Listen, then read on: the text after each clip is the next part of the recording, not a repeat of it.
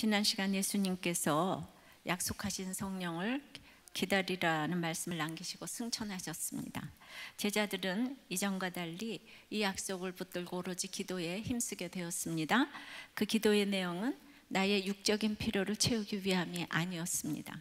나를 위해 해산의 고통으로 탄식하시는 성령님을 기다리는 기도였고, 현재 나의 고난과 남의 고난을 비교하지 않게 해달라는 사명의 기도였으며, 그 사명을 나의 예루살렘에서 잘 감당하겠다는 현실을 인식하는 기도였고, 편견을 버리고 믿음의 형제들과 더불어 마음을 같이 하는 기도였습니다.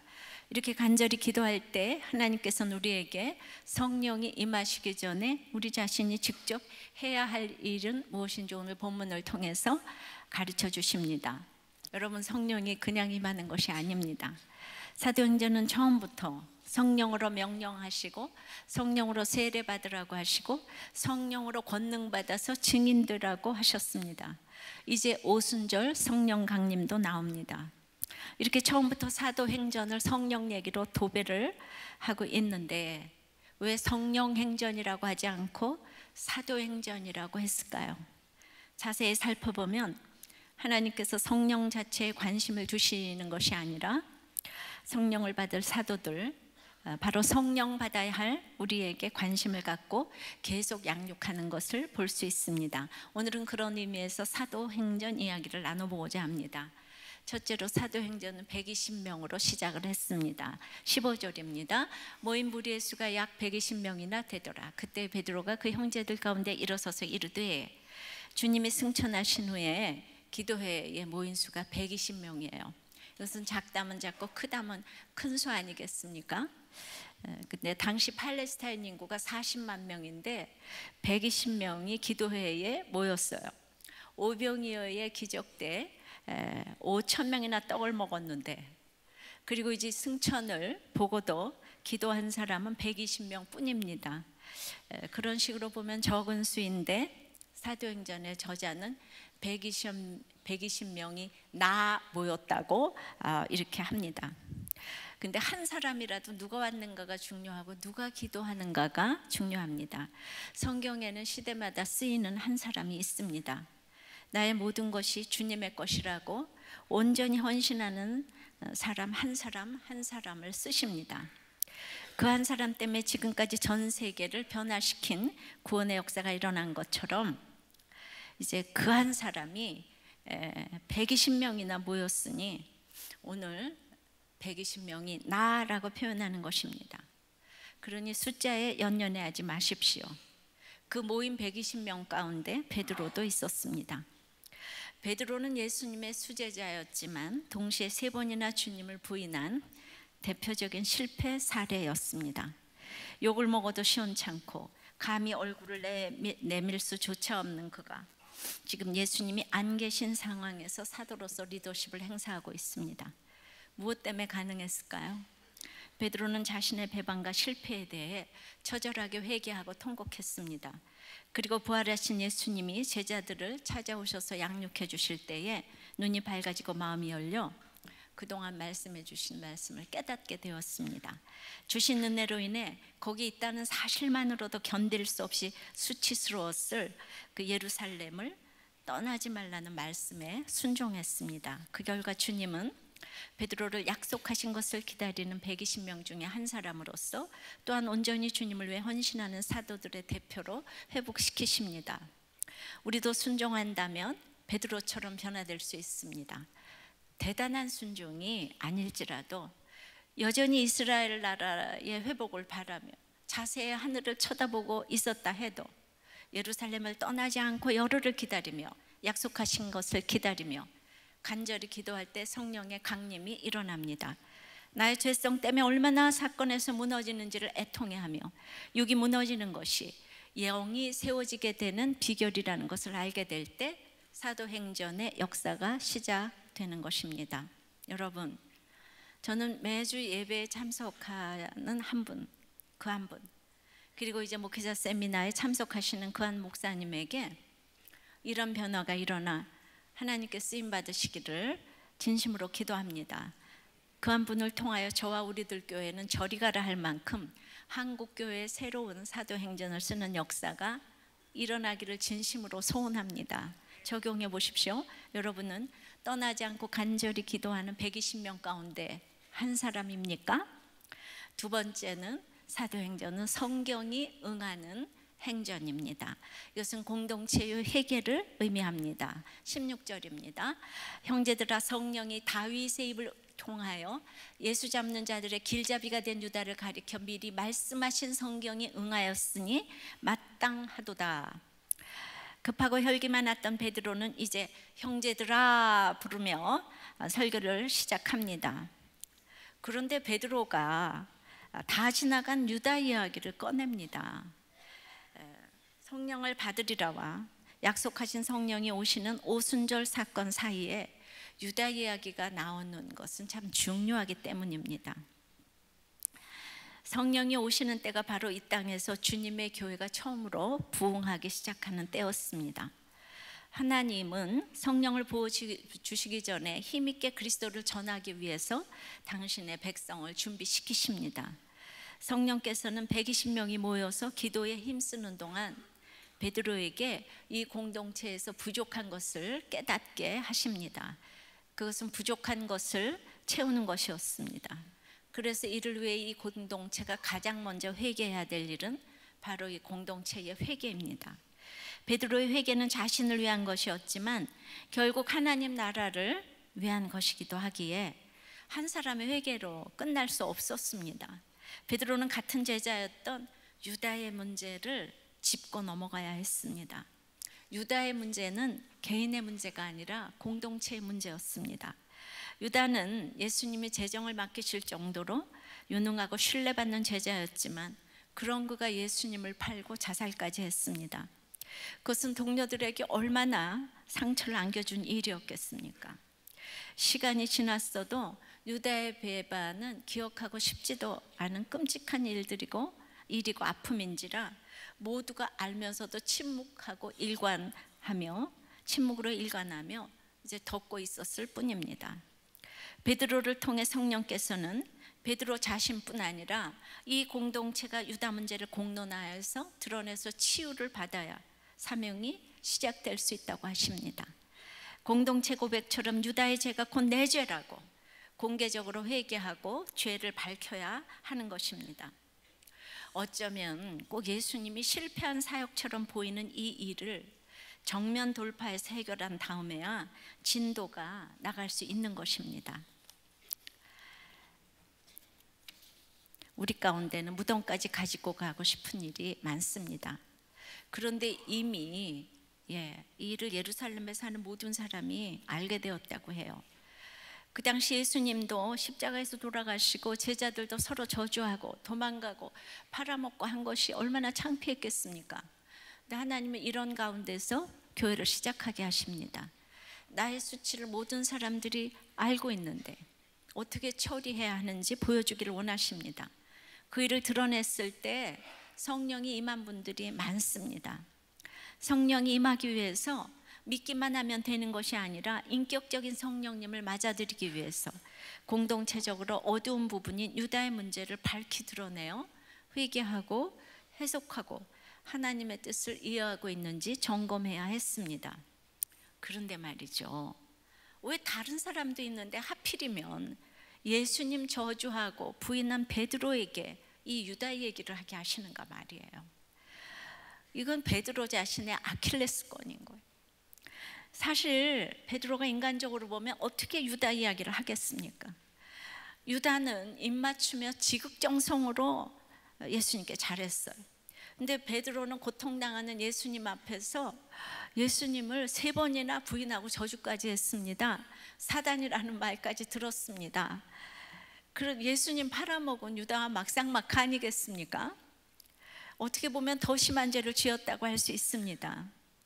그런데 이미 회개한 베드로에게 성령이 임했기 때문에 후회해서 자살한 유다와는 완전히 다르게 변화되어 있었어요. 그럼에도 베드로에게는 유다 얘기를 하는 것이 너무 힘들지 않았겠습니까? 그래서 자기 힘으로는 할 수 없고 성령이 다윗의 입을 통하여 이렇게 나오는 거예요.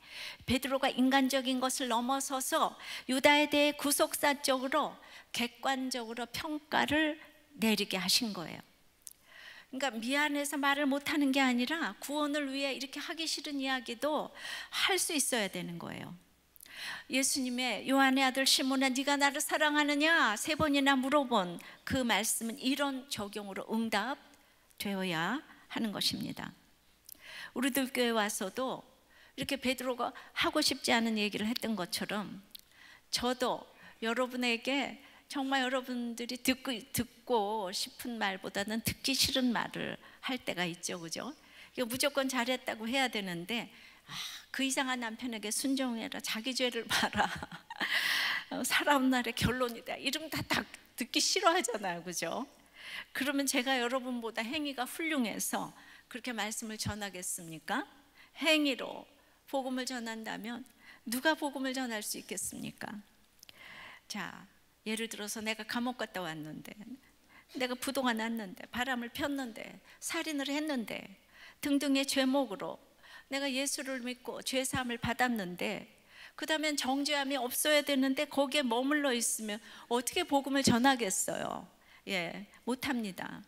그런데 베드로와 유다가 다르다는 걸 성령 받은 사람들은 딱 압니다. 성령을 받고 안 받고의 차이는 하늘과 땅 차이입니다. 베드로에게 용기가 생겼습니다. 나는 간 곳이 없고 구속하신 주님만 보이기 때문에 유다가 예수님 팔아먹은 얘기를 공동체에서 할 수 있습니다. 뭐 묻은 게 나무란다고 할 성질이 아닙니다. 예수님은 베드로가 본격적인 사역을 시작하기 전에 공동체에 성령을 부어주시기 전에 유다 이야기를 하기 원하셨어요. 유다 사건이 구약에 이미 예언이 되어 있지만 성령이 임하기 전에는 베드로도 까막눈이라서 그걸 깨닫지 못합니다. 예수님이 살아계실 때 이미 구약에 시편의 41편 9절에 이 얘기가 있어요. 내가 신뢰하여 내 떡을 나눠 먹던 나의 가까운 친구도 나를 대적하여 그의 발꿈치를 들었나이다. 근데 이 구절은 다윗도 아히도벨이 가장 친한 아히도벨이 배신했을 때 인용된 구절이죠. 그래서 이거 유다에게도 적용됩니다. 또 우리 각자 또한 마찬가지로 이 구절이 다 적용될 수 있습니다. 그러니 이미 유다가 팔 것을 성경에 보면 다 예언이 되어 있는데 그때는 내 이야기, 우리 공동체 이야기로 들리지 않았습니다. 마지막 성만찬에서까지 예수님은 유다에게 깨우칠 기회를 주셨습니다. 난 놓고 기억자도 모른다고 할 만큼 유다를 향해서 문자적으로도 돌아오기를 권했습니다. 마태복음 26장 23절에 나와 함께 그릇에 손을 넣는 그가 나를 팔리라 그랬던 유다가 25절에 랍비여 나는 아니지요? 그랬더니 대답하시되 네가 말하였도다. 예수님이 이렇게까지 정확하게 말씀을 하셨는데 유다도 모든 제자들도 그게 무슨 말인지 다 몰라요. 어떻게 이럴 수가 있어요? 그 말씀이 성령의 음성으로 들리지 않는 거예요. 우리는 성령 받은 사람은 이 말씀 이거 남편이 들어야 되는데 아내가 들으면 좋을 텐데 우리 애한테 이 말씀이 들리기를 날마다 간절히 기도하면서 말씀을 들어요. 하지만 그 안에도 남편도 자녀도 너무나 들리지 않는 거예요. 정말 지금까지도 안 들리는 집이 태반이에요. 그러니까 유다는 결국 말씀이 안 들리니까 끝까지 거역했습니다. 이것은 성령을 거역한 것입니다. 성령을 거역하는 것은 용서받지 못할 죄라는 것을 말합니다. 오늘날 가룟 유다처럼 끝까지 성령을 거역하다가 결국 자기 스스로 목숨을 끊는 사람이 점점 늘어나고 있습니다.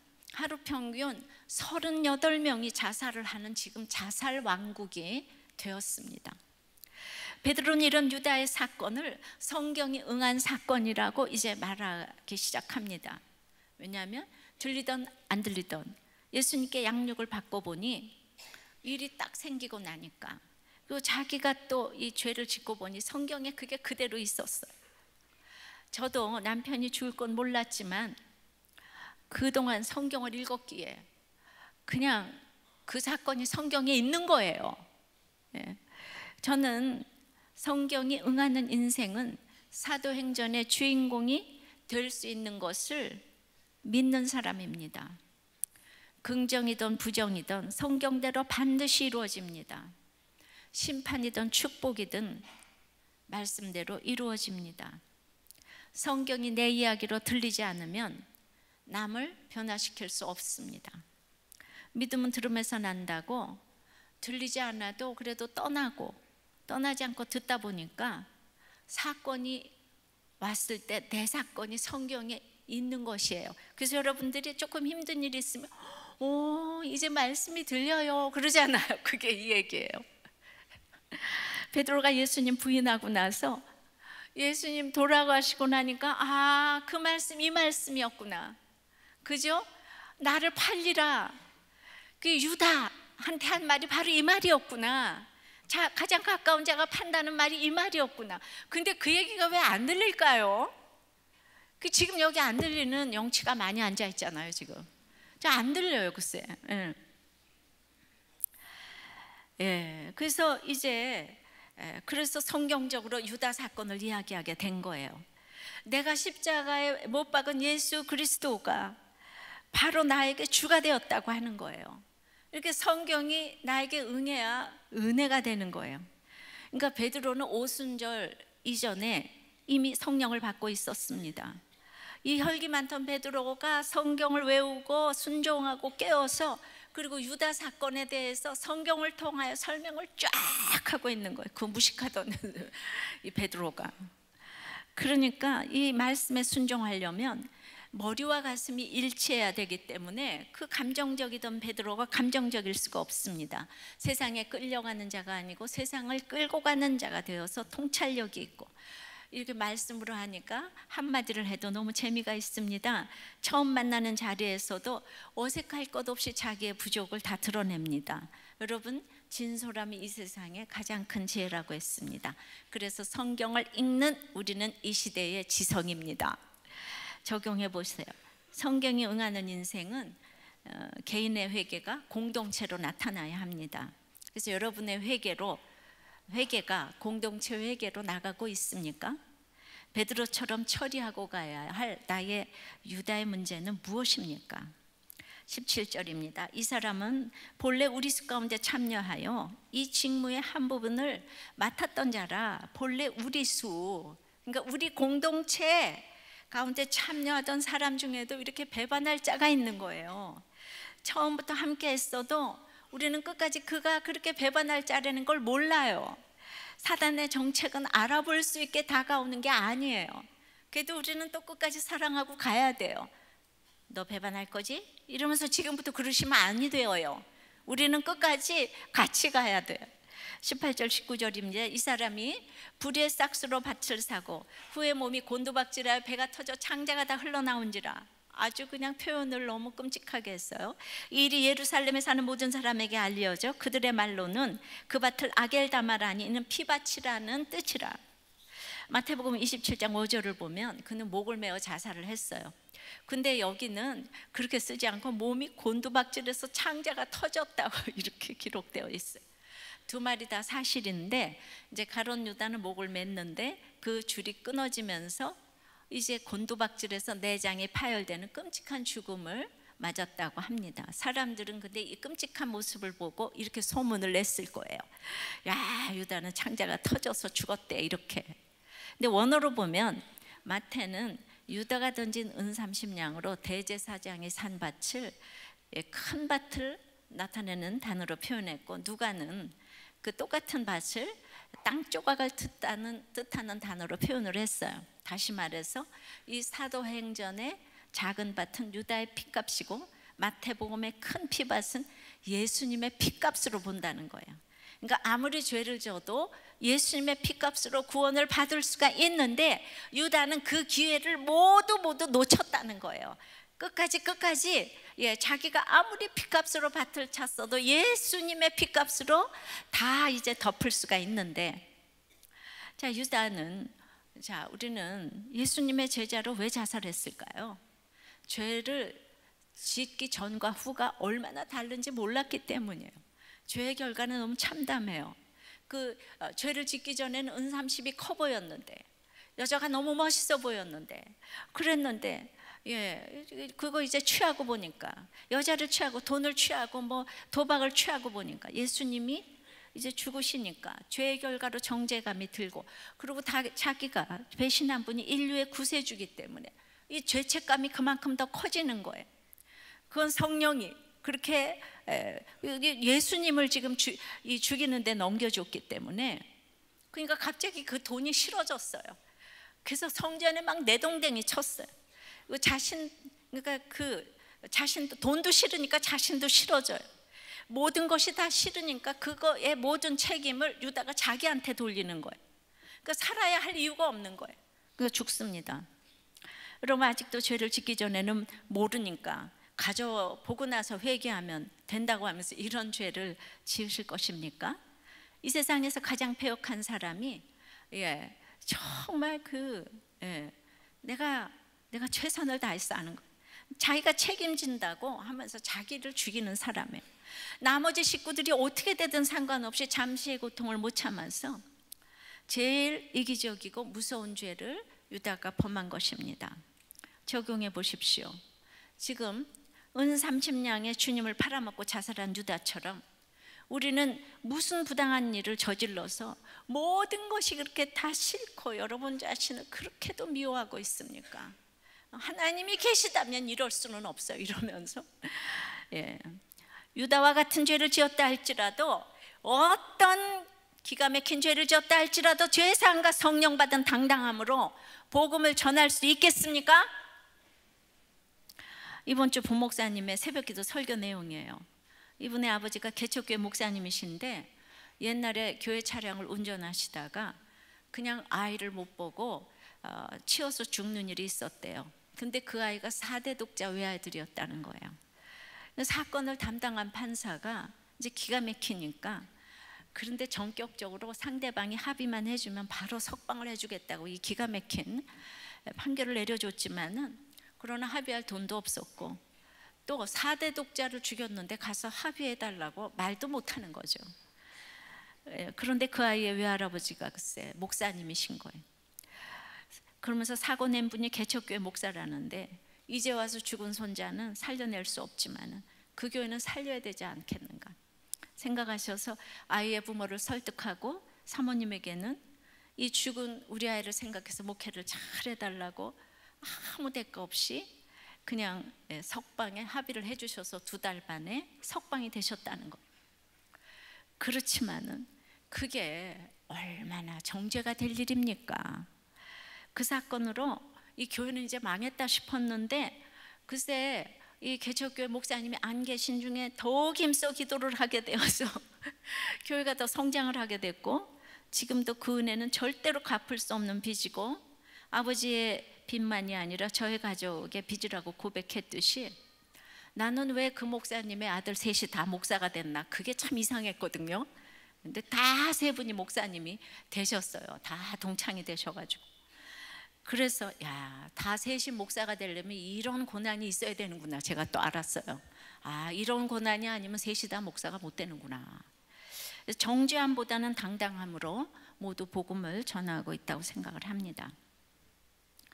자, 오늘 여기서 우리는 유다를 좀 생각해 봐야 될 것 같아요. 그래서 하나님의 절대 주권과 인간의 자유의지를 좀 한번 생각해 보겠어요. 시편의 20절에 기록하였으되 그의 거처를 황폐케 하시며 거기 거하는 자가 없게 하소서 하였고, 또 일렀으되 그의 직분을 타인이 취하게 하소서 하였도다.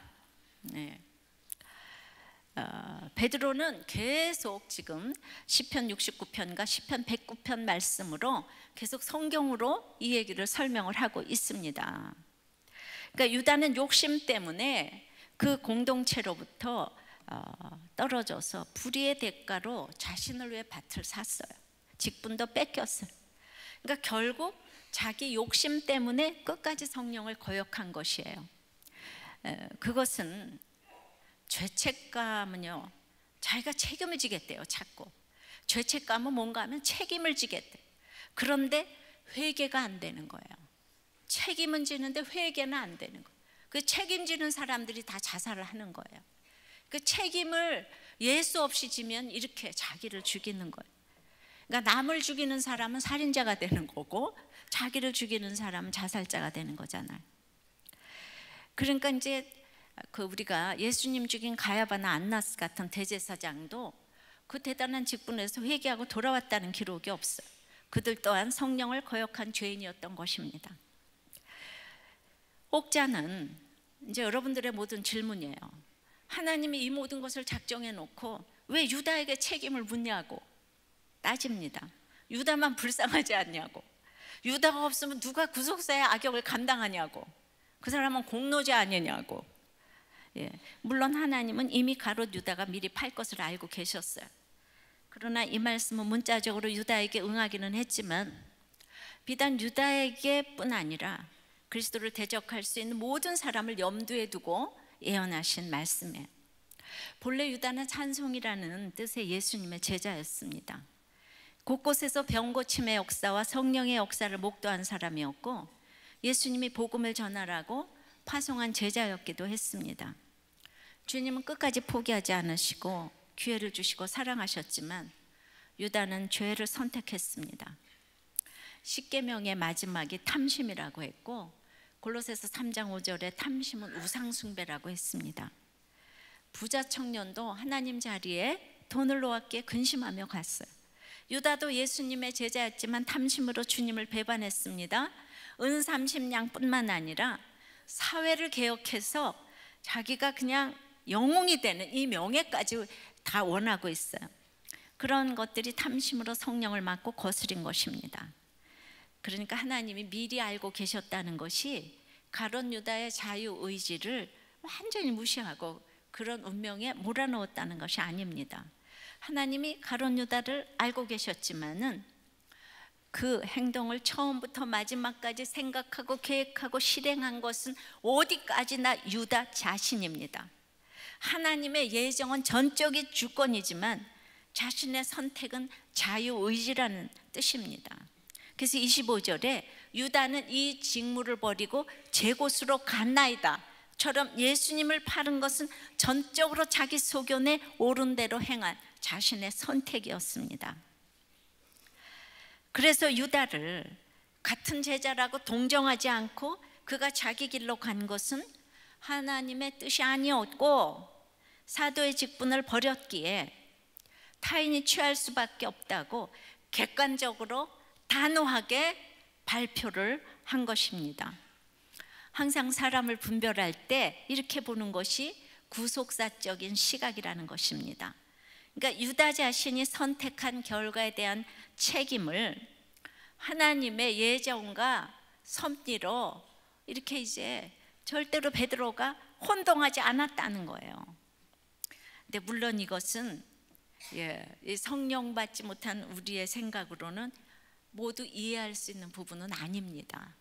그래도 또 설명은 해야 되겠기에 여러분들의 모든 믿음 없는 분들의 공통적인 질문이잖아요. 이것도 한번 다뤄야 돼서 사랑이란 언제나 끼고 도는 것이 아닙니다. 구원받지 못하면 영원히 끝이기에 냉혹하게 정리해야 하는 부분도 있습니다. 그래서 유다의 사건은 동정해야 되는 일이 아닙니다. 유다는 유기된 자이기에 철저하게 끊어야 합니다. 직분을 줄 때 이렇게 구속사의 단호함이 있어야 주님의 교회가 이루어집니다. 그것은 사랑이 없는 것과는 아주 다른 이야기입니다. 주님의 시각으로 보는 것이 진짜 사랑입니다. 그러나 구속의 시각을 못 가지기에 인간적으로 유다를 불쌍하다고 하고 그래도 우리 친구 아야 같이 가야 된다고 합니다. 그러니까 이 말씀이 없으면 이것이 분별이 안 돼서 안 세울 사람을 세우고 그래서 교회의 분쟁이 끊어지지 않는 것입니다. 이상한 사람한테 직분을 주면 유다처럼 이렇게 됩니다. 적용해 보세요. 여러분 하나님의 전적인 선택과 이 인간의 자유의지가 합쳐져서 우리가 이제 그 믿음이라는 역사가 일어나는 거 이거 믿으십니까? 전적인 주권과 인간의 자유의지는 같이 역사를 하는 것입니다. 이 목자 출신 부목자님이 나눔을 했어요. 이분은 오랫동안 목자를 하다가 요즘에 부목자가 되셨어요. 성령님이 운행하시고 역사하시고 하는 것을 경험을 많이 했어요. 그런데 다음에 항상 따라붙는 것은 그래서 어쨌다는 거냐 이거예요. 이게 잘 따라붙습니다. 그리고 남들에겐 잘 역사하는데 왜 나한테는 역사 안 하시나? 내가 우리들 교회 다니면서 지난 10년 동안 내가 착각하고 산 것은 아닌가? 나는 뭐가 된 건가 하는 생각이 듭니다. 내가 스스로 속이고 착각하고 산 것이 아닌가 하는 생각이 들었습니다. 그때 초은지기님이 목자 회의할 때 목자님을 거쳐간 목자님들이 다 은혜 받았다고 하던데요. 예, 이럽니다. 이분한테 은혜 받았는데 본인은 정작 나는 지금 이제 성령이 나한테 역사를 안 한다는 거예요. 남을 위해서는 다 잘했는데 왜 나는 안 되는지 참으로 모르겠습니다. 이제 참고로 이분은 S대 출신의 의사입니다. 그러니까 본인의 선택이라는 거예요. 이런 스펙 좋은 분이 목자하다가 부목자 하는 분들이 의외로 많이 있어요. 이 화려찬란한 스펙 가진 분들은 부목자에서 목자로 넘어가지를 않고 또 목자하다가 부목자로 내려온 분 중에서 제가 얘기했죠. 10년 넘게 아이 없다가 아이를 주셨는데 그분 그 다음서부터 예수님 안 믿어진다고. 이분도 S대 출신의 교수님이에요. 그리고 또 개척부터 온 S대 출신은 지금까지 양육을 안 받고 있어요. 또 여기서 보이는 또 우리 친구 남편도 S대 출신인데 죽어도 이게 안 믿어져요. 전부 S대 출신이죠. 예, 육이 무너지지 않으니까 절대로 성령이 거할 수가 없는 거예요. 그러니까 이 땅에서 현재의 고난은 잠깐인데 이게 내가 뭔가 지금 이제 배운 게 좀 있다고 하니까 이렇게 진짜 제가 S대 출신 영치라는 말 맞죠? 근데 이런 얘기해도 절대로 안 떠나니까 제가 또 거침없이 그러니까 그만큼은 믿음 있지 않을까요? 그죠? 하도 듣다 보니까 떠나지만 마세요. 네 번째가 사도행전은 사도의 행전입니다. 21절 2절입니다. 이러함으로 요한의 세례로부터 우리 가운데서 올려져 가신 날까지 주 예수께서 우리 가운데 출입하실 때에 항상 우리와 함께 다니던 사람 중에 하나를 세워 우리와 더불어 예수께서 부활하심을 증언할 사람이 되게 하여야 하리라 하거늘. 21절 2절은 사도의 자격에 대한 성경의 정의라고 생각합니다. 그러니까 사도는 첫째로 예수의 부활을 증거하는 사람이고, 두 번째는 세례 요한이 예수께 세례를 베풀 때부터 예수님이 승천하실 때까지 그분 곁에서 모든 것을 목격한 증인이어야 사도로서의 자격이 있다고 합니다. 언뜻 생각하면 율법적으로도 사도는 예수님을 직접 목격한 자이어야만 할 것 같지만 사도행전이 강조한 조건은 다른 사도들과 온전히 하나가 되어 일할 수 있는가가 더 중요했습니다. 사도가 하는 일의 목적은 부활을 증거하는 것이었습니다. 따라서 예수님의 부활에 대한 진정한 증인이 되어 예수님의 다른 일꾼들과 함께 더불어 헌신적인 삶을 산다면 누구나 사도가 될 수 있는 것입니다. 23절부터입니다.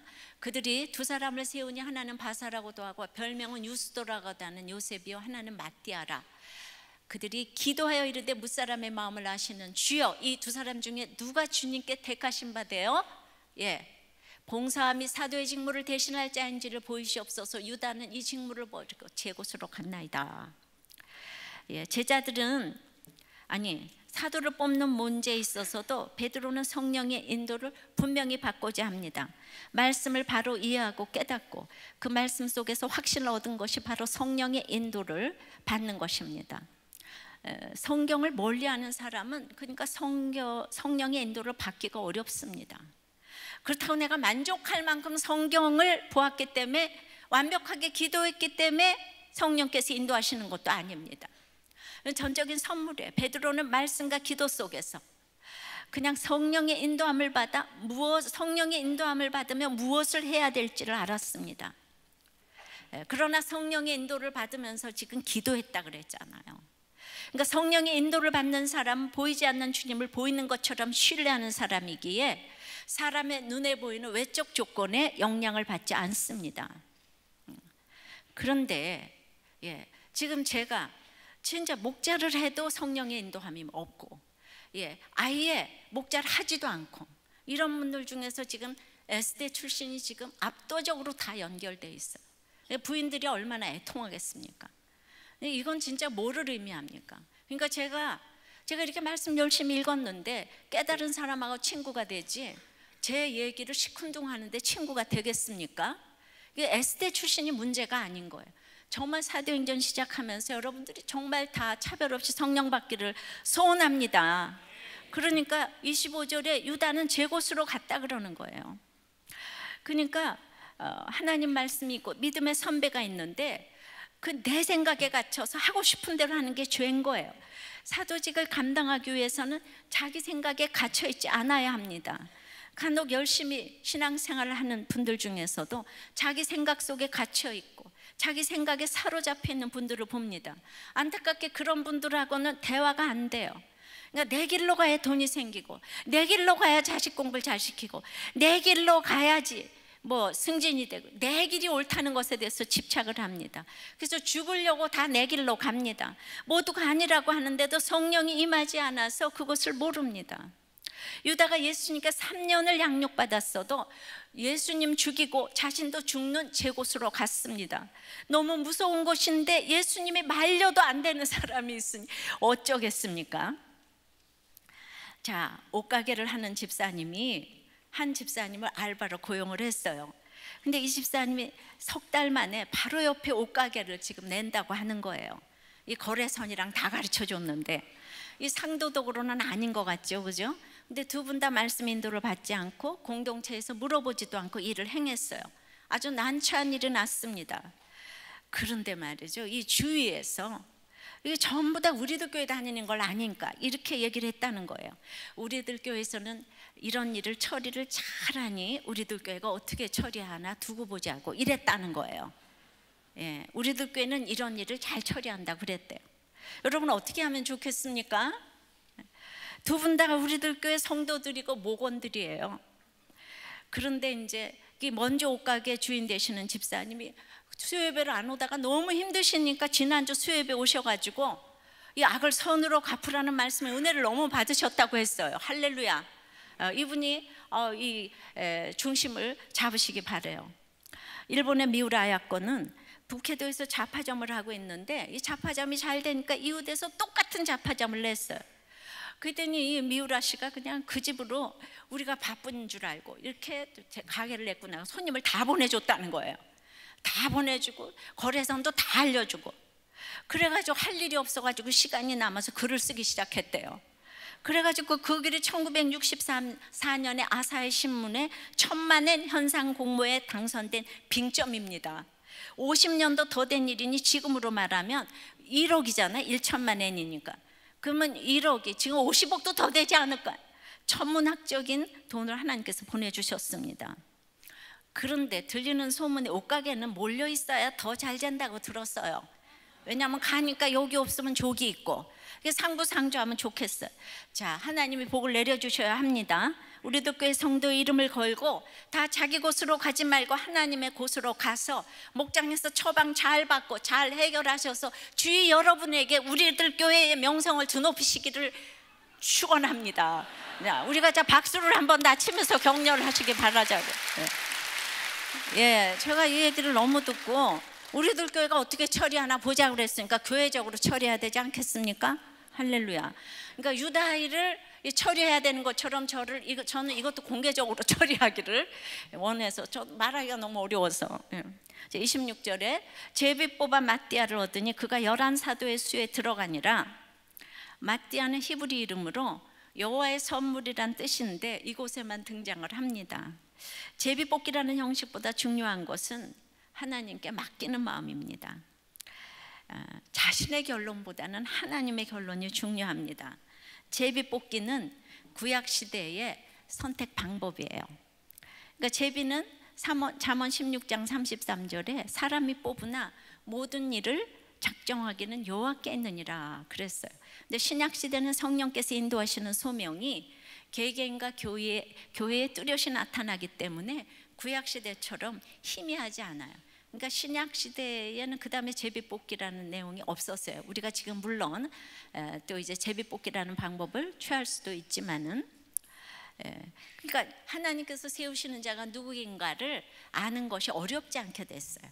큐티를 하고 공동체에서 나눔을 하고 하면은. 그래서 오늘 제일 중요한 구절은 열한 사도의 수에 들어가니라. 이게 오늘 제일 키 구절이에요. 2장의 성령 강림 전에 가장 중요한 일이 숫자 채워넣는 일이라는 거죠. 제비 뽑아서 마띠아를 뽑아 채워넣은 일이래요. 사역 전에 사람이 준비되어야 한다는 것입니다. 우리는 오직 성령의 권능이 임하면 자꾸 육적으로 적용을 합니다.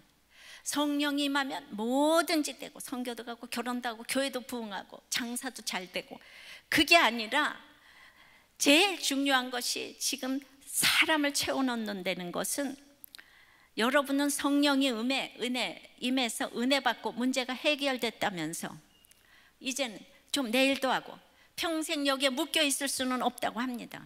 목장에 잘 붙어 계시라 하면 내가 이렇게 평생 목장 예배 드리다가 갈 인생이 아니라고 내가 이렇게 끝낼 수는 없다고. 내가 밖에 나가서 여기서 받은 은혜를 나누면 되지 않겠냐고. 아니, 그것도 필요하겠지만 그 합리화를 합니다. 사도행전 처음부터 성령을 그리도 부르짖는데 왜 성령행전이라고 그러지 않냐고 사도행전이라고 했겠습니까? 사람이 중요하기 때문입니다. 사람이 어떻게 변하는가가 너무 중요하기 때문이에요. 여러분이 성령을 받기 바라지만 성령을 받으면 가장 먼저 사람에 대한 관심이 생겨야 된다는 거예요. 사람이 중요해요. 이 한 사람이 없으면 이 일을 못하기 때문에 이 한 사람을 채워 넣어야 하는 것이에요. 제가 한 사람이 중요하다고 날마다 외칩니다. 그것도 일어날 힘이 없는 한 사람이 중요하다고 했어요. 그래서 성령이 임해서 베드로가 달라지듯이 사도들이 어떻게 달라져 갔는가 하는 것이 사도행전입니다. 성령 받고 우리 한 사람 한 사람이 어떻게 달라져 갔는가 하는 게 사도행전이에요. 여러분에게 성령이 임해서 어떻게 변화되었는지 여러분 각자의 행전을 써가는 것이 너무나 중요하기 때문에, 성령이 주인공 같지만 성령은 우리를 도와주는 그냥 보혜사 성령. 진짜 중요한 건 우리라는 거예요. 우리 각자라는 거예요. 그래서 예수 믿으면서 사람에 대해서 관심이 없는 사람은, 이 일이 중심이 돼서 이 사람이 안 보이는 사람 안 된다는 거죠. 그러나 마띠아가 뽑히기도 했지만은 이후로 마띠아는 더 이상 등장하지 않습니다. 마찬가지로 나머지 제자들 가운데서도 베드로, 야고보, 요한을 제외한 9명의 사도 역시 오늘 1장 13절에서 마지막으로 언급됩니다. 그것은 유다의 빈자리에 누구라도 들어갈 수 있다는 뜻입니다. 그러니까 12사도도 중요하지만 누구라도 사도적 신앙이 있으면 만인 사도의 반열에 들어갈 수 있다는 뜻입니다. 왜냐하면 사도들이 사라진 자리에 금세 스데반, 빌립, 바나바 집사 등이 채우고 있어요. 그리고 바울과 같은 새로의 복음의 증인들이 그 자리에 세워졌어요. 그리고 나중에 사도 바울로 불리는 걸 아시죠? 적용해 보십시오. 여러분은 성령의 행전을 쓰고 있습니까? 이 사도행전을 쓰고 있습니까? 여러분은 사도행전의 주인공인 걸 믿습니까? 무슨 말인지 이해가 되십니까? 공동체 고백이에요. 사도행전 시작하면서 성령 받지 못한 사람들에 대한 너무나 애통함이 저한테 있어서 오늘도 연약한 나눔을 읽어드리겠어요. 목장 나눔에 나오는 이제 믿음이 거의 없는 불신자 남편과 연약한 부인의 나눔이에요. 이 남편은 완전히 초신자인데 아주 인류 대기업에 근무 중인 아주 잘 나가는 엘리트예요. 근데 젊은 나이에 암이 발생했어요. 부인이 너무 놀라서 간호하는 중에 불륜을 행한 게 드러났어요. 근데 남편은 아직도 그걸 인정하지 않아요. 그러니까 그것 때문에 너무 힘들어하는 부인이 목장에 지금 같이 참석을 하고 있습니다. 그래서 이제 지난번에 나의 섬김은 사명인가 봉사인가 물었어요. 그랬더니 이 남편이 나는 전혀 섬김이 없다고, 회사를 그만두고 싶은 생각이 자주 든다고, 그리고 나는 가정에서 어떻게 섬기는 것인지를 나는 전혀 모르고 있다. 목자님이 아내가 원하는 것을 해줘야 한다 하니까 여기 이제 평원님도 출석하는 부부 목장이에요. 집사님은 스스로를 비하하며 자학의 모습으로 몰고 가지 않는 것이 좋겠다고. 그러니까 그 아까 이 부목자님께서 바람 사건에 대해 부인에게 사과는 하셨는가? 이렇게 인도를 잘하니까 다른 사람은 은혜를 받지요. 본인은 성령 못 받았는데 그러니까 아직 안 했다고. 그러니까 부인이 집을 나간다고 하더니 아직 안 나가고 있다고. 정말 힘든 것은 이렇게 아프고 그 불륜까지 행했는데도 남편의 귀에 눌리며 살고 하고 싶은 말을 못하며 살고 있는 것이라고. 앞으로도 그렇게 눌림을 당하며 참고 살아야 하는지를 모르겠다고. 아프고 이렇게까지 됐는데도 눌리니까 건강할 때는 얼마나 눌렀겠어요. 예, 죄가 보이는 건 은혜인 것 같아요. 그러니까 목자님이, 이분도 같은 회사를 다니다가 이제 보직해임을 당한 분이에요. 나도 과거 회사에서 보직해임을 당했을 때 그때 나는 교회를 다니고 말씀이 있으니 깨지지 않는 부분 때문에 어쩔 수 없이 이런 사건이 왔다고. 예, 이렇게 말씀으로 내가 해석돼야지 사과가 절로 나온다고. 진심이 담기지 않은 형식적인 사과는 도리어 안아늘만 못하고. 이제 이러니까 이 평원님이 여자 입장에서 보면 남편이 아무 말하지 않아도 귀에 눌린다고. 그러니 나 때문에 아내가 너무 힘들었을 수도 있다는 점을 인정해야 한다고. 우울증 걸리면 기도도 못하게 된다고. 남편이 너무 기운이 세니까 아내가 병들어 죽을 수도 있다는 생각을 하셔야 된다. 그러니까 이 남편이 그게 미안하다는 생각이 드는데 어디로 돌아가야 할지를 모르겠다고. 어릴 적부터 교회를 다녔어도 교회로 돌아가고 싶은 생각이 없다는 거예요. 내가 믿는다는 것이 꼭 병신 같다는 생각만 들고 탓하고 싶은 마음만 든다는 거예요. 지금 교회를 와서 이루시는 거예요. 그러니까 평원님이 돌아갈 곳 없다는 말은 돌아가고 싶다는 의미예요.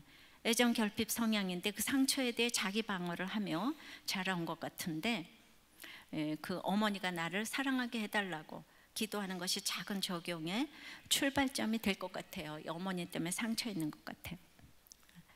집사님이 말은 스스로를 병신 같다고 하지만 아무 생각이 없는 게 병신이고, 진짜 병신은 자기가 병신이란 생각 자체를 못합니다. 오직 한 가지, 아내와 딸과 행복한 가정을 이루게 해달라고 기도하십시다. 그 인간의 감정 중 주님께 못 가게 하는 가장 큰 감정이 억울함이고 남 탓을 하는 것인데, 그러면 더 찌질해 보입니다. 이제 믿음은 바라는 것들의 실상이라고 했어요. 바라는 것은 행복이니 행복이 실상으로 놓고 가야 합니다.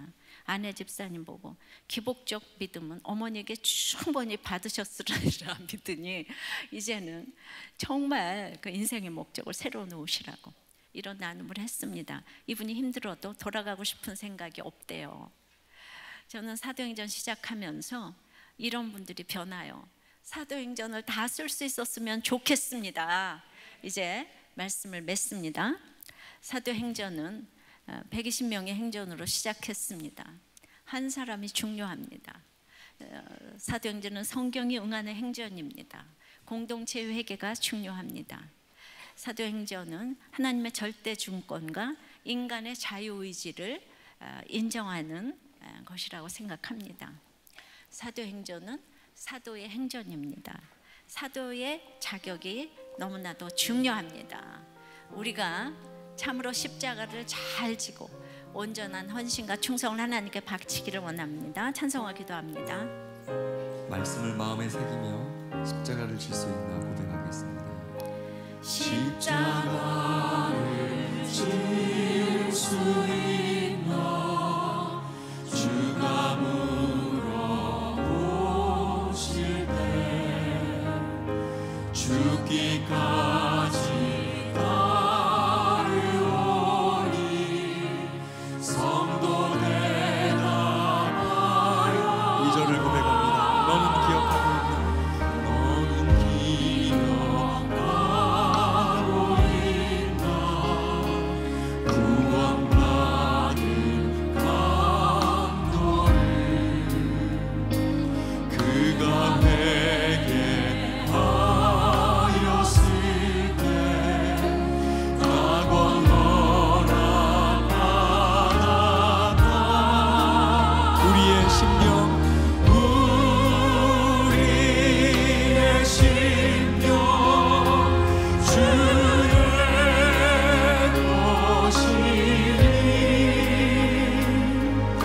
주의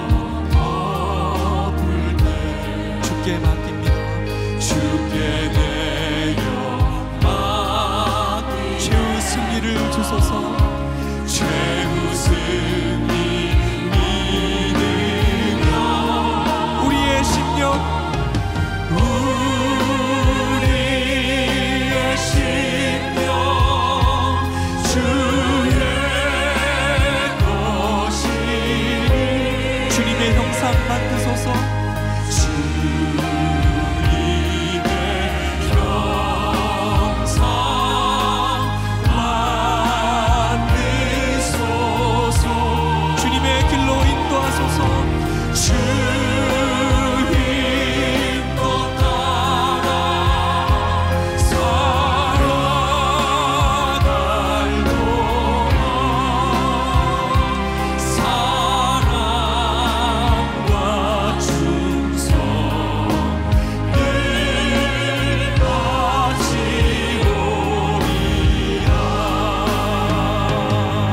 더욱 간절히 이런 일이다.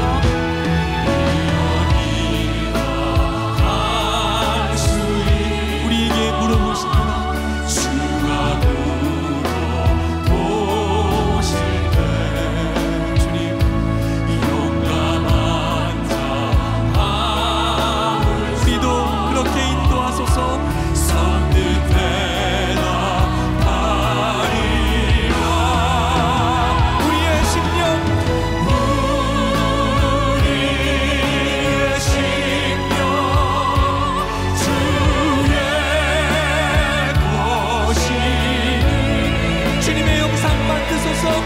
주님의 형상 만드소서.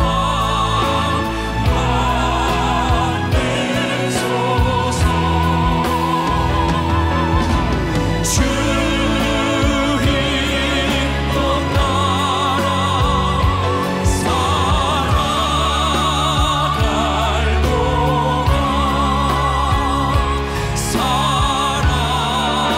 사랑과 충성 늘 가지오리라.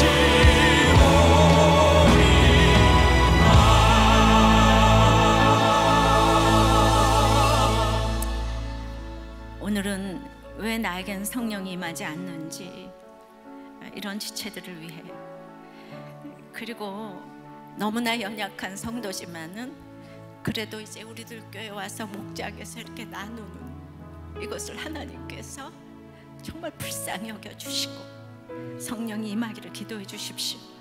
성경이 응하는 행전에 공동체의 회개가 있다고 했으니 우리 모두 안 되는 것을 자신의 문제로 여기고 다 회개하고 정말 오래된 분들, 초신자, 문제 있는 이분들을 위해서 마음을 같이 하면서 기도하길 원해요. 40만 명 중에서 120명이라고 했으니 우리는 10,000명 중에서 3명밖에 성령 받은 사람이 없다고 해도 과언이 아니라고 한다면, 이제 이스라엘 공동체가 이제 3,000명, 5,000명이 돌아온 놀라운 역사가 있는데, 우리도 교회가 사도행전을 하면서 이 온 교인이 성령 받기를 기도합니다.